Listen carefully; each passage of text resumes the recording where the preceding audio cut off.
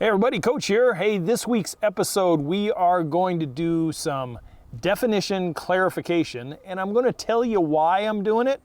And please, do not take this as a slam or anything else. It's just education, that's all it is. Are you ready to get into it? Because we're talking landscaping versus gardening.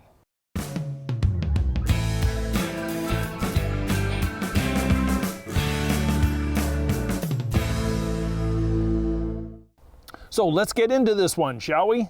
Here we are in the middle of winter, January 23. I think you're going to enjoy this one, maybe a little eye-opening as far as definition and actual what goes on and the differences between the two.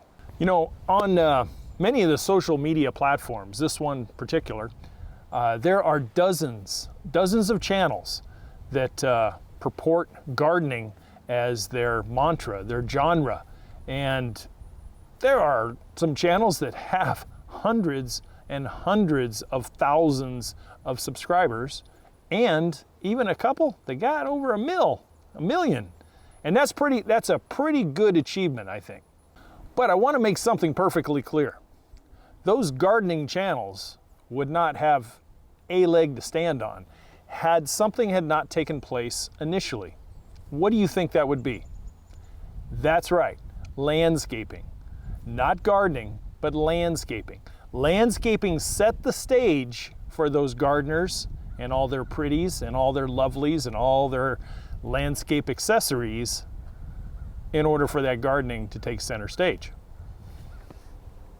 So at least in this episode, let's come to a realization, and that is gardening is the icing, landscaping is the cake. And you cannot put icing without the cake. You got nothing to put it on there. So we're talking about a smaller segment of the horticultural genre on the social media platforms that I tend to dwell in. And what I'm trying to do is to educate my DIY viewers on how to do the hard stuff so that later on down the road, they can do the fun stuff. So a landscaping definition might sound something like this. A process of making a yard, residential or commercial, or land more attractive by altering the existing design and layout, adding ornamental features, we'll talk about those in a minute, and then putting in trees and shrubs and other plant material. Now, in contrast, gardening is kind of defined as an activity of tending or cultivating one's garden, mostly as a pastime or hobby. Here's another analogy. HGTV and some of the cable channels that focus in on people's houses and stuff. You know, you got interior designs and that kind of stuff. Interior design is nothing more than icing. It really is. It really is, because there would be no interior design unless you had a foundation, walls that were built, drywall put in, electrical put in, and plumbing put in, and flooring, etc. Okay, there's the cake. And then the interior design steps in, and then put in the accessories, and then everybody gets to ooh and ah. There's nothing wrong with that, just as long as an interior designer doesn't call themselves a contractor. So let's try to refine this just a little bit. On many of the platforms, there are gardeners that are trying to be landscapers, and then there are some landscapers trying to be gardeners, and that's not me. No, I am 100% a landscape educator, period. I am not necessarily a gardener, although there are times when I will show you plants that will work out really well if you wanted to go out and garden one Saturday morning. So when it comes to landscaping and gardening, I was taught many decades ago that the two do not coincide. They cannot exist in the same space. You must first have the one before you can have the other. There's also confusion within the landscape horticultural industry itself. How many times have you seen mow and blow companies driving around with ABC landscaping on their trucks or their trailers? And yet really the great service that they provide is really only mowing and blowing and cleaning and occasionally nipping and tucking. They are not landscaping. They aren't. Now, before I get the nasty comments, there are some of those companies that have divisions within their corporation, and some of it is actual landscaping, landscape construction, and then part of it may be a maintenance division. Different animal, same type of sign on the door. And speaking of mowing and blowing, let me ask you guys a question. Drop a comment below and let me know. How many of you have discovered some of these YouTube channels and other platforms as well, where these guys and gals are going out and mowing and taking care of overgrown, huge, dilapidated yards for free? And then as they do it, they post it on YouTube. These guys and gals have hundreds of thousands of subscribers and hundreds of thousands of views of people mowing overgrown yards and edging and scooping and discovering sidewalks and walkways under stuff that hasn't been daylighted in years. Has any of you ever watched that stuff? I know I'm guilty. You know what I call that? I call that freaking genius. Genius. Sometimes you'll see channels that are planting dozens and dozens and dozens, if not flats and flats of annuals and stuff in a bed that gets rotated once or twice a year. Now, can you call that landscaping? I do not. I do not call that landscaping. I call that finish work. But most of the time, especially when it's not by a company or something, I call that gardening. Gardening on a higher level, yes, because of the volume of plant material you're putting in the ground. But you're truly not doing landscaping. The landscaping came when that yard first started, whether it was remade or it was brand new. And let me explain why. You wouldn't be planting those dozens and dozens and dozens of flowers in beds that had not been created yet, next to lawns and boulders and trees and irrigation and lighting that had not been created yet. In those particular cases, the landscaping took place first, and the hard work was done first. Then enter onto the stage of the pretties.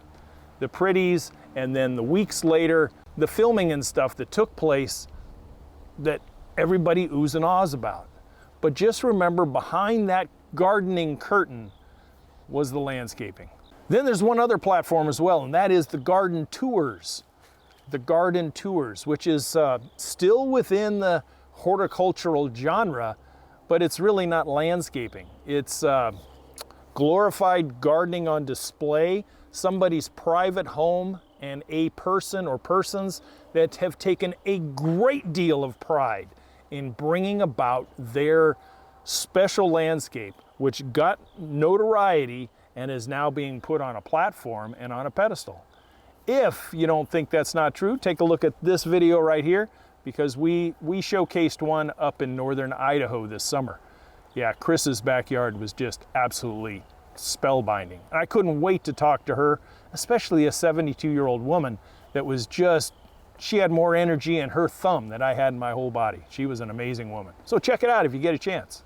By the way, Chris's garden, she was the landscaper first. Then she became a gardener. So what I do here on this channel is I try to take the average John and Jane Doe, the first-time homeowners, the second-time home move-up, and they want to do the landscape themselves. Maybe they can't afford to go out and hire a coach to do a $30,000, but they have the funds and wherewithal to maybe get a $12,000 landscape done that would retail out in the construction industry is around $30,000. This is what I want to teach you, and that's why I can save you thousands and thousands of dollars if you have the perseverance and wherewithal to step up and make the commitment and get the job done.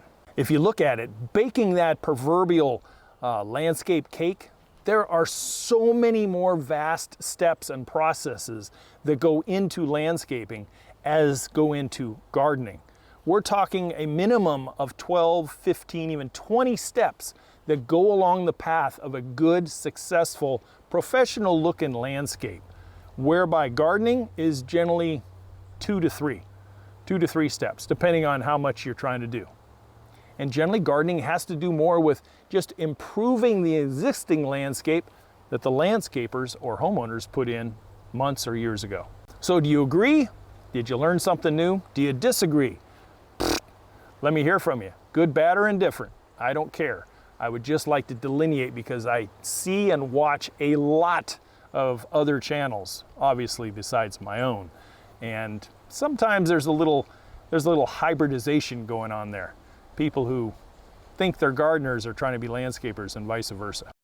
So if Mr. and Mrs. Smith, head off in 6-8 weeks or so to the nursery on Saturday morning, and they crack open the checkbook and throw down $500, and they pick up, 10-gallon can somethings and 8 or 9 flats of something and some starter fertilizer and who knows what else, and they drop $500, maybe $600. They do this every spring.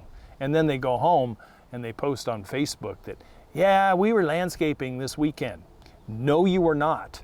You were not landscaping this weekend. You were gardening because your landscape already existed. Now, with that in mind, had Mr. and Mrs. Smith ordered up a dozen 500-pound boulders, had they moved or amended or augmented their irrigation supply valve assembly and maybe redid a drainage or took out a walkway and re-poured a new walkway, and they moved those boulders with skid steers, etc. Now the Smiths have stepped up to landscaping. Now, can a homeowner switch hit between both sides? Yes, they can. That's the wonderful thing about being a homeowner, is you can. Generally not in the exact same site though, and let me explain why. You could garden with what the Smiths did on that Saturday with all their colors and pretties they were going to put in the front yard, but in the backyard they have a whole makeover project that they're planning. Big to-do coming up. Now on the same property there's gardening in the front yard and landscaping going on in the back, but generally not the two overlapping in the exact same spot. It doesn't happen. You don't plant 5 dozen petunia flats and then turn around and rip them out because you're going to re-landscape. Well, I guess you could, but it wouldn't be very smart. Now, in many projects that I was involved in over the years and the seasons, there was lots of times where I would go to a client's house as a designer, and then I would come back as a contractor and redo their yards to whatever specifications were asked for. After all said and done, I got a happy client. They call me back in 6 months and they go, hey, coach, can you come back and replant all that color that you put in back in May? We'd like to have some winter color. Or the following spring, can you come back and replant? So I did, not a lot of it, but I did some color switch outs. Now, was I a gardener or was I a landscaper? I was both. Initially the landscaper, and then I came back and I gardened a little bit, which I enjoyed because I love, putting the foo-foo, putting the icing on that cake. There was lots of times right at Weed Patch Ranch that I would landscape the front and backyards. And pretty good project. I've talked about it a lot over the years. But there was also times where I'd be putting in spring color in some places in the backyard or out around the front yard, and then I'd get a wild hair up my butt. And I'd see an area that I just wanted to change. And boom, I go from gardener and landscaper takes over. And I went in and I put in that stacked slate urn out there by the sunset deck, and enjoyed the birds and the hummingbirds and even coyotes that came in and took a nap on the front lawn. That was pretty cool. But yeah, I was a hybrid back and forth. I was a homeowner just like you. But the gardener stopped, the landscaper stepped in, did the water feature, and then I turned around and gardened a little bit more by decorating in and around it.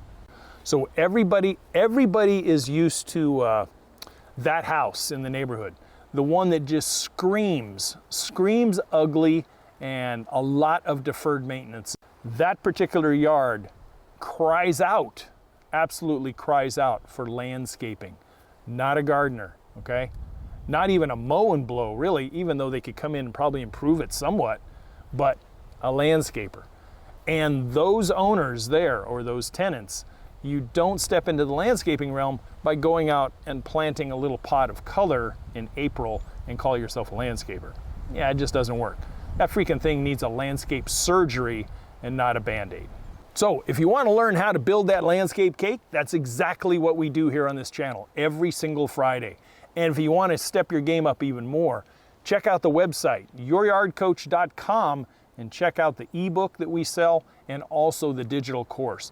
Very reasonably priced for the value-packed information you get back out of it.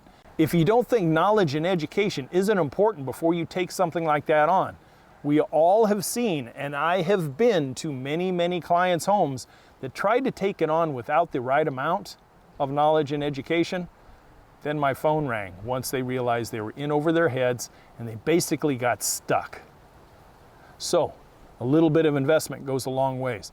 Not to mention that the property value improvement that you're going to be doing alone is going to pay for the book 10 times over and the course 8 times over without any problem at all. In leaving you here today, I want to make sure you leave with just the point of this episode. It is not trying to slam anybody. It really is not. It's just trying to tell you the difference of what I am trying to teach versus what some people want to show and illustrate and show off, kind of. And I am not that whatsoever. This is my jam. You are my people. You're the ones I'm trying to teach about drainage and irrigation and retaining walls and walkways and all the other stuff that landscaping entails. If you have questions, drop them in the comments below, or you can email me at youryardcoach@gmail.com. Be glad to help you out. Thanks again for questions from my good friend Kurt in Oklahoma City. I'm glad that he reached out. We may be talking again really, really soon. Bye for now. Thanks for staying with me. Please consider subscribing and drop me a like below. I'll see you guys next Friday.